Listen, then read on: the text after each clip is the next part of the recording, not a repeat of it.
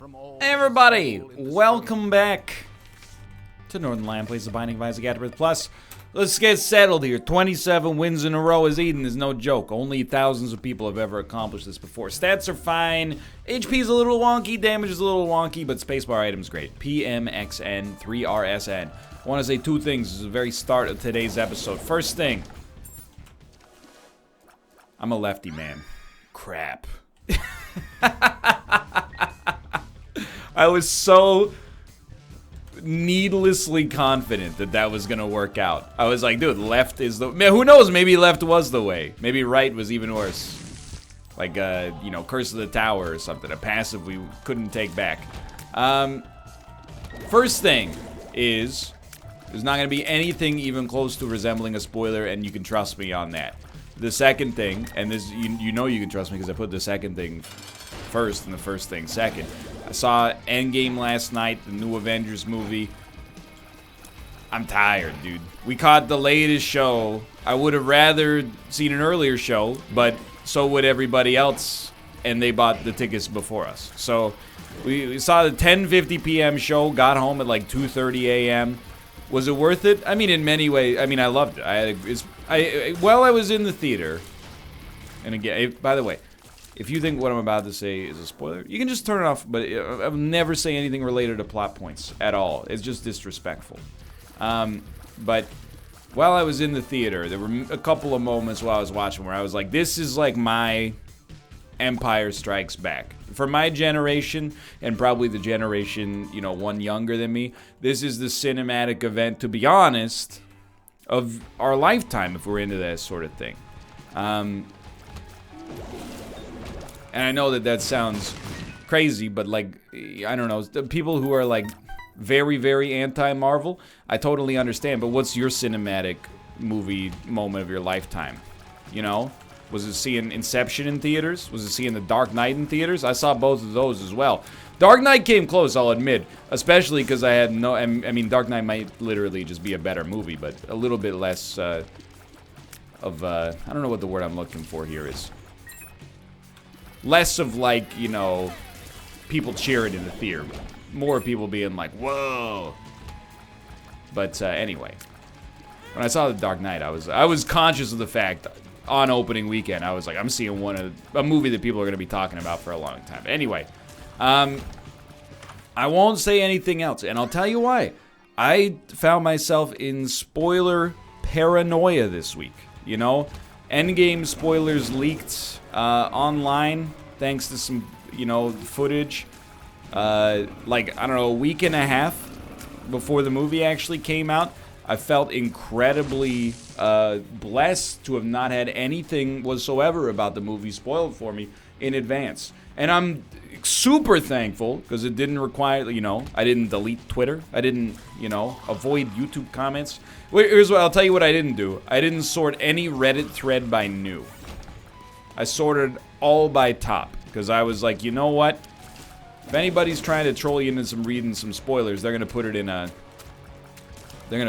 news section. I mean, because once it is up there for a second, it's going to be downvoted. But anyway, we even, I wouldn't say super paranoid, but, you know, normally we eat close to the movie theater. This time I was like, we can't eat close to the movie theater because people leaving the earlier showings are going to come to these restaurants and they're going to talk about the movie. So we eat like far away from the movie theater. And I was just, you know what it is for me? It's not even that I think the spoiler is that, the spoilers, I guess I should say, would be that compromising for me. Like, I willfully look up spoilers sometimes, which I know irritates people. But, I mean, it's not like I look them up and then, you know, I'm like, hey, this is the part where the T-Rex eats the dude on the toilet. But, it's more like, you know, if I'm not going to see it early and I don't really care, I'll take Dark Bomb here. I'd rather just know the plot. And then I usually forget about it by the time I see it anyway. But, you know, stuff I really want to see, I make a real effort to see it ASAP, so that's not as much of an issue. There's dozens of us. Anyway, it wasn't even that. I was just, like, so worried about being owned by some, like, kid with snot dripping out of his nose. Like, I was paranoid that even, like, just before the trailers started, somebody would shout out, like, you know, Groot's not a tree, he's a raspberry bush. Straight upgrade right here, by the way. Look at that. Went from a half charge shoop de whoop to a full charge shoop de whoop. And I'm getting the heck out of this floor. With Dark Bum in tow, I might add. Let me hydrate. It was less about being spoiled and more about being owned, I guess. So I've made a conscious effort, you know, Kate and I, we've seen the movie early. I'm not gonna talk about it, like, at all. Maybe on Monday, me and Austin will talk about it. I'm sure we'll both be like, it's great. But, like, you know, I recognize I'm very lucky to have seen it earlier than most people. Like, I imagine probably like 50% or more of the people that want to see the movie will have seen it by the end of this weekend. There's a staggering amount of showings. But, you know, tickets were hard to come by, but they're hard to come by because a lot of people bought them. You know what I mean? It's not like there's only 2 seats. So I'm saying the people will have had the opportunity, excuse me, sir, to watch it. That's not an excuse to spoil, of course. I'm just saying, like, because I was paranoid, I have the respect to not tweet out anything. I even saw, like, some other YouTubers, they saw the movie, they tweeted out, like, out of context quotes from the movie, and they're like, it's not a spoiler. Wait, can you not just recognize you have, like, you know, hundreds of thousands of Twitter followers and just tweet, like, I enjoyed it? You know, do you have to tweet, like, a quote from the movie that just... It's not necessarily mean-spirited, I guess, but it just kind of rubs it in that you saw it earlier. It's like, I know something you don't know. Just kind of juvenile, as is my complaint about it to begin with, but that's never stopped me before. You know, I've been on the record. I do think anti-spoiler culture has gotten a little crazy. And I tweeted about this earlier today as well, but, you know, not publicly in response to somebody else in the industry, because I don't want to get in a big argument about it, which is why I'm bringing it up to, like, you know, 30,000 people right now. But I do think anti-spoiler culture has gone a little too far. You know, I think if you're a social media user, you might have seen the dude, you know, like, somebody tweeted, they're a film critic, and they tweeted, like, Endgame is really good. And then somebody tweeted them and was like, can you not tweet about the movie until people have had a chance to see it? And then they were like, what do you mean? Like, it's a spoiler to know the movie is, you know, likable? And they're like, yeah, now I'm going into the movie knowing they didn't screw it up. Thanks a lot. They were not being sarcastic. I'm being sarcastic. Their tweet was not being sarcastic. Like, that's insane. The idea that, you know, you can't even review a movie because that even just reviewing it puts a dent in the hype. If that happened in video games, people would be losing their minds. They would be like, oh, you can't review this? Or like, you're not gonna let the consumers know how good something is because you're worried about spoilers? I don't think so, mister. But apparently for some people in the movies it's a little different. But anyway, my tweet was this, okay? If you're a public figure, even if you're not, but yikes, brother. Specifically, if you're a public figure, I think you should recognize, you know, situations where maybe, like, you got to see something before tens of thousands of people who are interested in seeing something got to see it. So just don't tweet any spoiler stuff, you weirdo. Like, why are you trying to ruin or compromise your fans' enjoyment just to prove that you were there? Doesn't make any sense to me. I don't know what the motive... Thank you. I don't know what the motivation is. I really appreciate the HP here, by the way. We were in a delicate situation mere moments ago. And what's the window? I don't know. I feel like the window is like a couple of years. I feel like it does go too far to be like, well, you should just never spoil anything. And it's just like, it sounds good in principle because spoil is like, it's a nasty word, right? Why would you spoil that for me? The food's spoiled. But here's the thing. I think it's kind of like, you could look at it like food in the refrigerator. You know, if you've got leftovers in your fridge and you really want to eat them before they go bad. You don't get to be like, well, not many people get to be like, you know, hey, you know what I'm most passionate about in life? Marvel movies. By the way, not going to have a chance to see Infinity War for 2.5 years, you know? I think a 2-year window for something that's like a major pop culture sensation makes sense to me. Even honestly, for like an Avengers movie, I think it's like 6 months. But we don't necessarily need to go down that road. It's probably even less. But for if you haven't seen, not the Day After Tomorrow, Edge of Tomorrow, starring Tom Cruise and Emily Blunt, and I mentioned like, oh, you know how like it, give it a little warning at the start, but at the end of the movie, like this happens, and people are like, oh, what the spoil? If you cared that much, you would have seen it by now. The movie came out in 2014, and that's not like a I'm sorry for telling it like it is sort of thing, but it is like you don't get to control the conversation like. Media is part of the public library of cultural references. Movies are, I mean to say. So, like, everybody has agreed it's okay to spoil The Sixth Sense. But, Sixth Sense came out in 1999. If you spoil Fight Club for some people, they'll be like, oh, dude, I was planning on watching that. I also think there's a difference between, like, spoiling just to spoil, or spoiling to be like, you're making a joke that references something, and they go, well, now I don't need to watch The Others starring Nicole Kidman. Well, you know what? The movie came out when I was in 8th grade. So if you're so passionate about watching The Others starring Nicole Kidman, I don't want to be the bearer of bad news, but you should have friggin' seen it earlier, okay? It's been on every video on demand service for 10 years. Anyway. Again, it's not so much about the spoiler, it's about being owned. I understand. I also think we're in like peak nerddom spoiler paranoia, and I'm an element of that, I understand. But like, big Game of Thrones episode probably aired yesterday, or airs today. No deal, huh? The run's going well. I'm just hoping for some damage, which is French for that's a lot of damage. There was Endgame, of course, and then, a very, very... an episode of Game of Thrones that seems very likely to have some meaningful potential spoilers attached to it.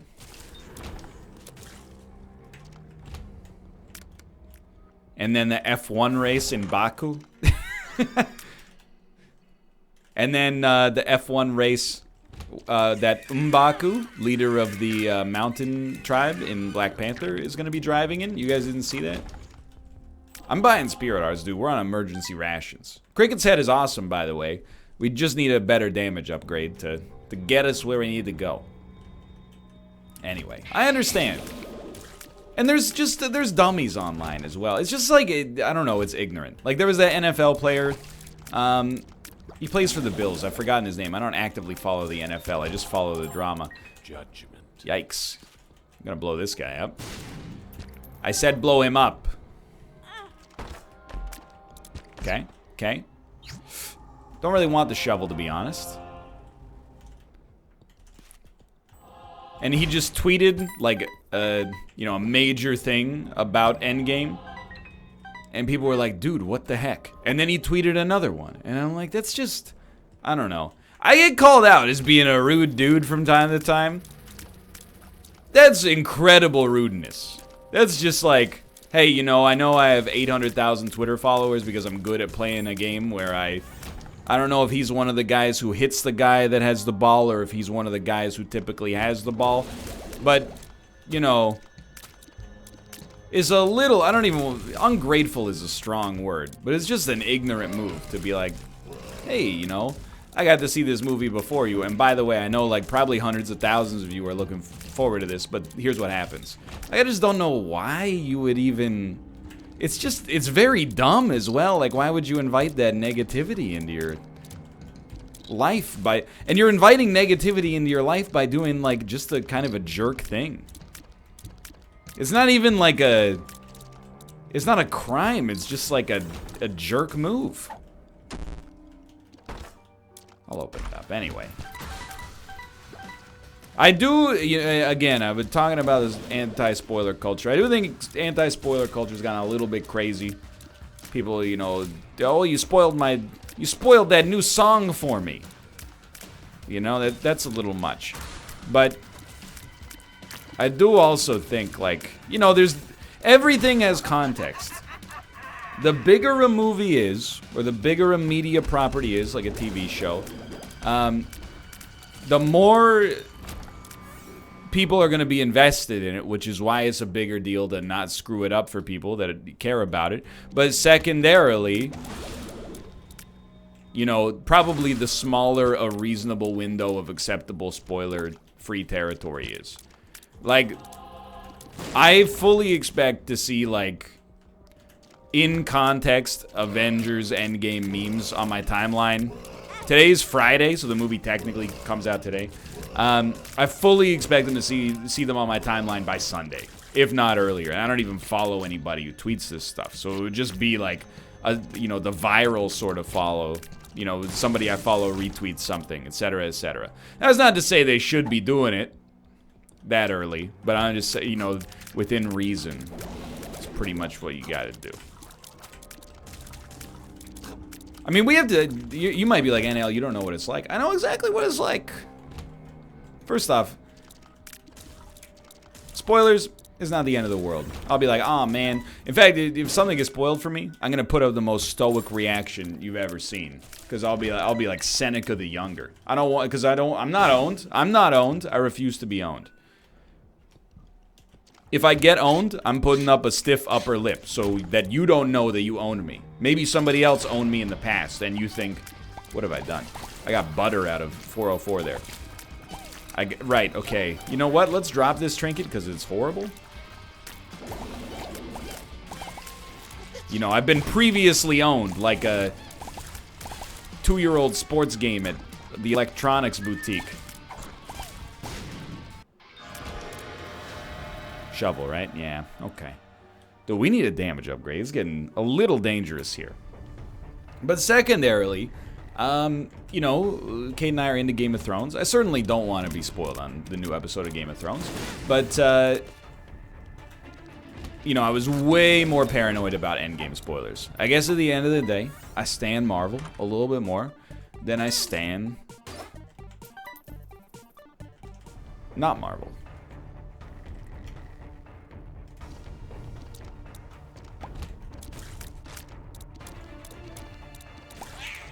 That being said, where was I going with this? Sorry, I was running it back in my head, what I just said there. I don't like saying Stan, unless I'm talking about the Eminem song.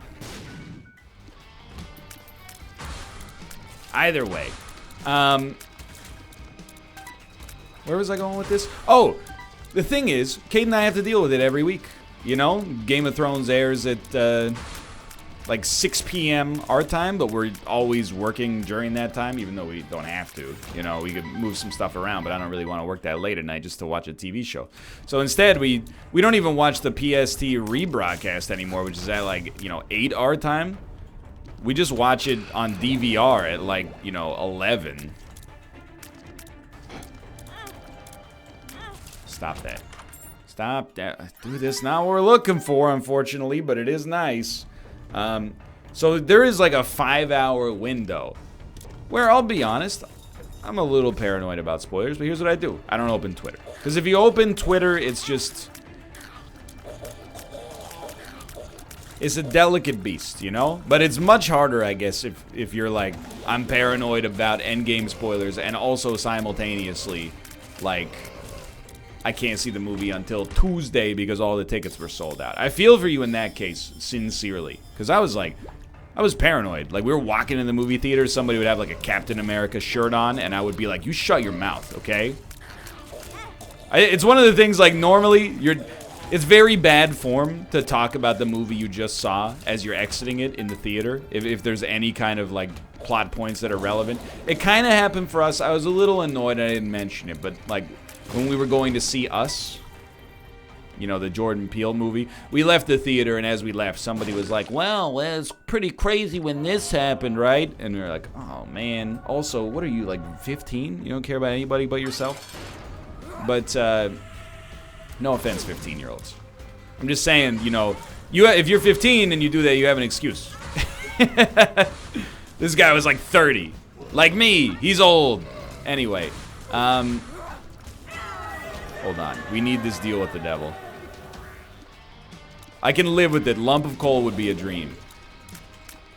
But, like, I feel like for super spoiler-heavy stuff, there's, like, you can't even discuss anything about it, like, at a public place for the next week. I was paranoid as well. Anyway, do we have, like, big damage ups here? No, we do not. I can't believe we've made it down here in 18 minutes with 2.87 damage. The run's not bad, it's just not good. I do really appreciate the mind, and we've got some amazing, like, secondary effects. And we got a lot of defensive, like, we got a lot of survivability, basically. Anyway, that's all I'm just, apart from that, you know, I wanted to have a little talk about spoilers, because it's got to be on people's minds if you're into this sort of stuff. And again, if you're like, well, I protect myself from spoilers by not watching garbage. Oh yeah, well, there's got to be something. Hey, well, in the second season of One Punch Man, one of the men takes 2 punches to kill. How dare you, NL? I don't know, I haven't seen it. I'm just making it up.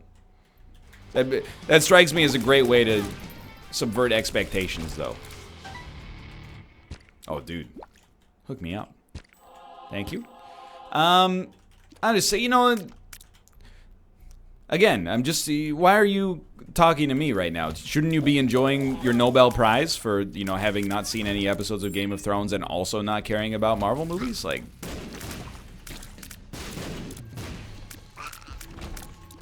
it should be a celebratory weekend. There's like hundreds of thousands of Nobel Prizes being handed out for geniuses. Smartest person in 10th grade biology class is the dude that thinks that, well, it's all kind of overrated. Personally, I like, by the way, this is me in 10th grade. Personally, I'm sure, okay, the third Star Wars movie, I mean, I didn't really like Attack of the Clones that much, but the third one looks decent. But I'm more interested in the new Charlie Kaufman script, Schenectady, New York. It seems like he's really engaging in a lot of meta-analysis of the tropes of filmmaking. You know, there's room for that, and there's room for cerebral storytelling, and there's room for the big-budget action stuff. I'm just here to tell you. I stand behind what I said, where it's like the cinematic event of my lifetime. I would never suggest, is it the best movie I've ever seen? No. But when it comes to, like, remembering theater experiences, I have very fond memories of seeing Infinity War day one. I got great, very recent memories of seeing Endgame day one. And, you know, I got fond memories of seeing Big Fish in the theater with my mom. But, it's a distant third. I love it when, you know, man who's been bitten by spider, or man with helmet, or man with shield, or man with wings gets up and he says something inspiring, and then they all, you know.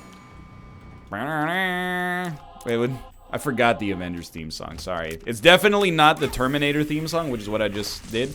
Dun dun dun dun dun. Oh, okay,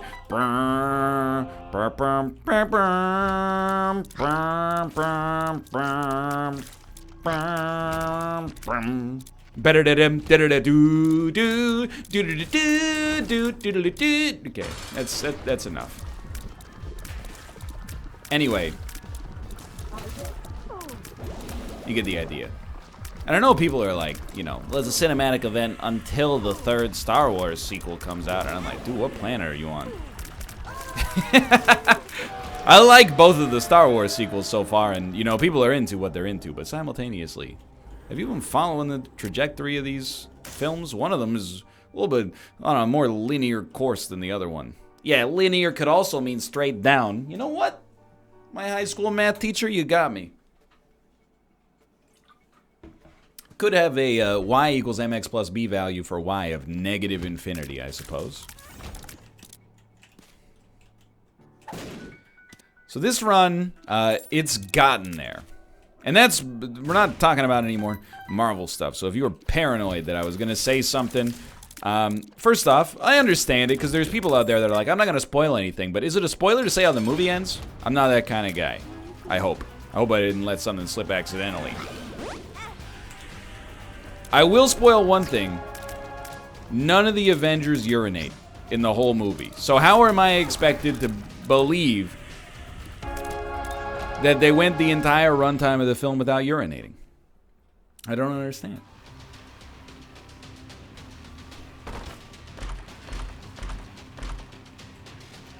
I can't believe, and I'm not negative about this, by the way. I'm very positive. How did this run? First off, I only got to talk about one thing over the entire run, which is very merciful. It lets me save some commentary for the next episode.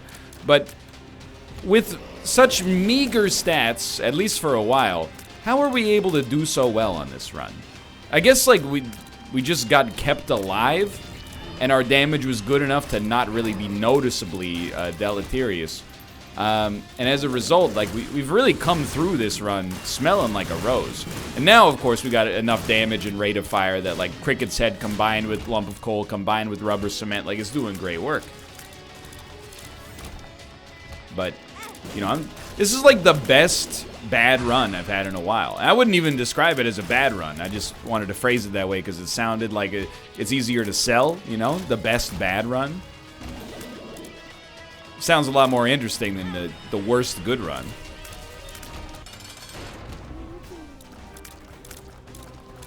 Even though they're functionally probably pretty similar. Anyway.